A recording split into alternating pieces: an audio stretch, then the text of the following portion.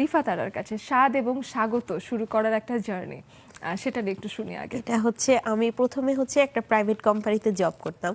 তো যখন আমার বেবি হলো, হওয়ার আগে আমি আসলে জবটা ছেড়ে দিয়েছি। আমার ইচ্ছা ছিল যে আমি আবার জয়েন করব, কিন্তু আমার আসলে সেটা আর জয়েন করা হয়নি। তো যখন আমার মেয়েটা বড় হচ্ছে, আসলে আমি ওর জন্য আমি আমার নিজের একটা পরিচয় চাই, যে আমার মেয়ে বলবে যে আমার মা এটা, আমার মা এটা করে। তো আমি ভাবলাম যে আমি এমন কি করতে পারি যেটার জন্য আমি আমার মেয়ে আমার সাথেই থাকবে। তো আমি জাস্ট গত বছর ডিসেম্বরে আমি আমার যে পেজ, হোমমেড ফুডের যে পেজটা, আমি এটাই চালু করেছি। কি কি বানান আগে সেটা বলেন। আমার পেজে বর্তমানে আমি হচ্ছে মেইন সিগনেচার আইটেম হচ্ছে আমার চাইনিজ ফুড। আর হচ্ছে আমি আরও আগে আমি হোম মানে ফুডের উপরে আমি বিভিন্ন যে কোর্স থাকে আমি এগুলা শখ করেই করতাম, কিন্তু তখন কিন্তু আমার এই ইচ্ছা কখনোই ছিল না যে আমি ভবিষ্যতে কখনো হোমমেড ফুড নিয়ে কাজ করব।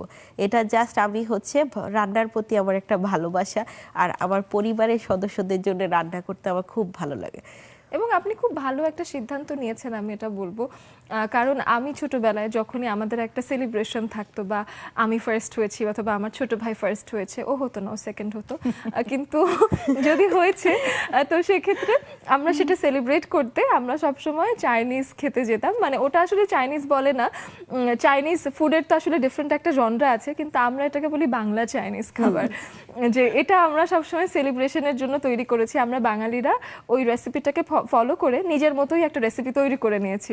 তো উদযাপনের জন্য এই খাবারটা আসলে এখন আমাদের জীবনের সাথে এটা আমাদেরই খাবার হয়ে গেছে। হ্যাঁ, আচ্ছা, একদমই তাই। তো এই জন্য এখন মনে হচ্ছে যে আপনি একটা উদযাপনের খাবার, সেটা মানে এখন আপনি আমার বানান। পরিবারের জন্য আমার রান্না করতে যেমন ভালো লাগে, ঠিক সেরকম আমি আরো অন্য পরিবারের সেলিব্রেশনের সাথেও আমি যুক্ত আছি। বাহ, আরও এরকম অনেক রকম পারিবারিক উদযাপন করে আমাদেরই লেডিস ক্লাবের অসংখ্য বন্ধু।